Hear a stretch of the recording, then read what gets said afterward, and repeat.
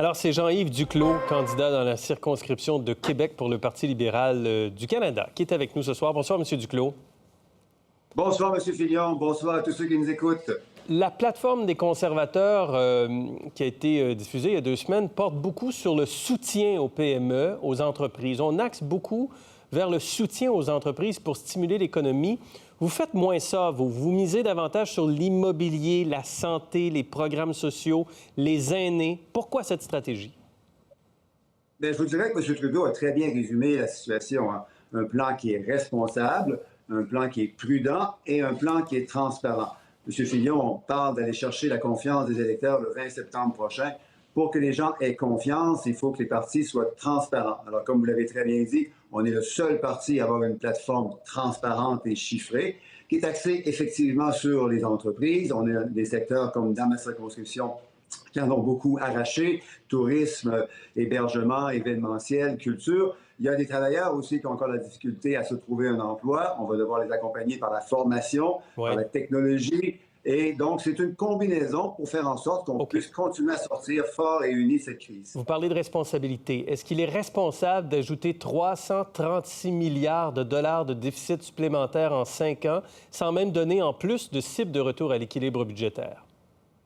Bien, vous l'avez déjà entendu, hein, votre analyste l'a dit, on est déjà en 2021-2022, le déficit a chuté de moitié, va chuter de moitié à nouveau l'année prochaine, va se retrouver autour de 35 milliards dans 3 ans. Le rapport de la dette par rapport au produit intérieur brut que vous citez souvent, M. Fillon, comme étant le meilleur indicateur de la santé fiscale du gouvernement, ce rapport va diminuer au cours des prochaines années. Mais comment, d'ailleurs? J'essaie de comprendre, parce qu'il y a un petit peu de croissance économique supplémentaire, il y a un peu de taxes supplémentaires sur les banques et les compagnies d'assurance, mais comment votre dette va baisser beaucoup plus qu'attendu dans le budget? Pour 3 raisons. La première, c'est qu'effectivement, on investit davantage. La deuxième, c'est qu'on va chercher davantage de revenus. On impose les grandes banques, les grandes institutions financières. On va chercher plus d'argent dans les poches des contribuables, entre autres, qui se sont très bien débrouillés au cours des derniers mois et pour lesquels ça va très bien. Et la troisième chose, c'est que notre économie est présentement dans le monde, au sein des pays du G7 et du G20, une des économies certainement qui retrouve le plein emploi le plus rapidement possible. Pourquoi? Bien, c'est parce qu'on a protégé notre tissu social et économique durant la crise. On est à 92 du retour des emplois perdus, contrairement, par exemple, à 75 au sud de la frontière. Oui. Mais on dirait que c'est une pensée magique, là, la baisse de la dette. Là, on joue avec les chiffres. J'essaie vraiment de comprendre comment on peut aller chercher autant de points de pourcentage de baisse d'endettement. Mais passons là-dessus.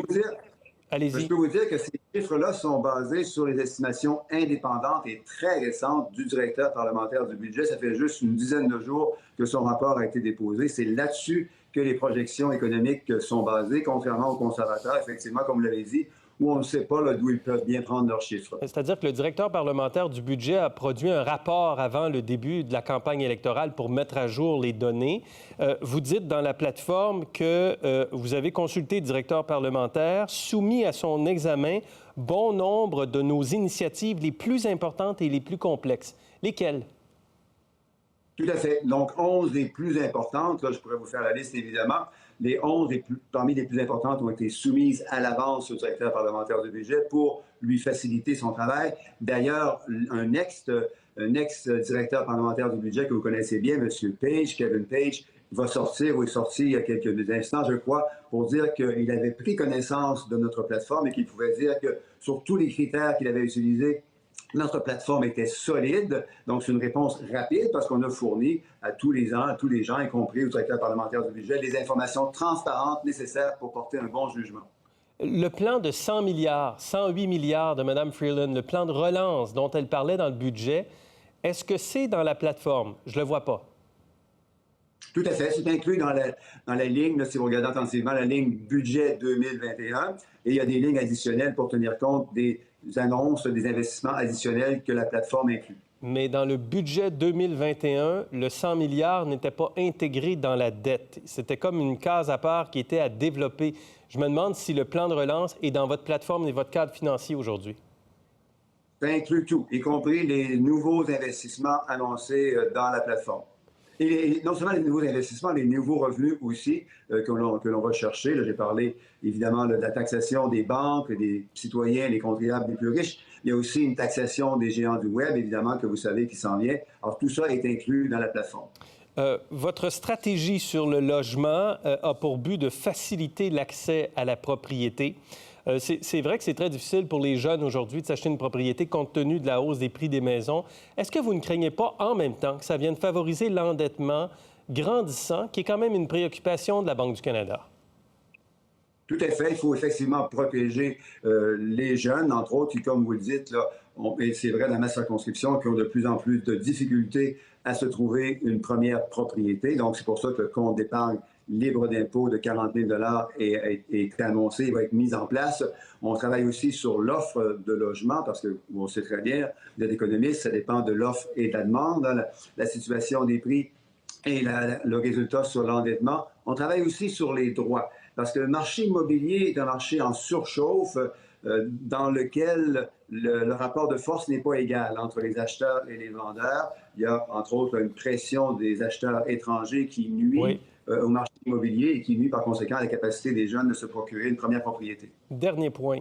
Beaucoup d'annonces sur la santé mentale, les soins de longue durée, mais pas de transferts fédéraux en santé supplémentaires, pas d'engagement en cette matière, ce qui est la demande de François Legault et des provinces au Canada. Pourquoi vous ne l'êtes pas là? Bien, deux choses. Ce qui est annoncé, c'est effectivement des transferts ciblés sur la base des priorités des gouvernements des provinces. M. Trudeau a eu une trentaine de rencontres avec les provinces et territoires au cours de la pandémie. Il connaît très bien, ils connaissent très bien les priorités des provinces. Mais on a toujours dit, M. Trudeau l'a toujours répété, qu'il va y avoir aussi une discussion importante à avoir sur les transferts de plus long terme. Et cette discussion-là, qu'on sait tous, est importante sur la base à la fois de la fracture que la COVID-19 a créée, mais aussi de ce qu'on connaissait déjà, de la fragilité de notre système de soins de santé. Donc, c'est à venir, mais on ne le saura pas avant de voter, autrement dit. Bien, déjà, les gens savent que durant la pandémie, on a été là pour les provinces et territoires, 30 milliards de dollars en gros, là, en infrastructure, surtout en santé, mais on va être là aussi immédiatement avec ce qui est annoncé durant la plateforme, et on va aussi être là plus tard, là, dans les prochains mois, on l'espère bien, selon ce que les Canadiens décideront le 20 septembre, pour avoir un plan de plus long terme avec les provinces et territoires. Merci, M. Duclos, d'avoir été avec nous ce soir. Merci beaucoup et bonne soirée à tout le monde. Pour voir nos émissions en entier, rendez-vous sur la chaîne ICI RDI.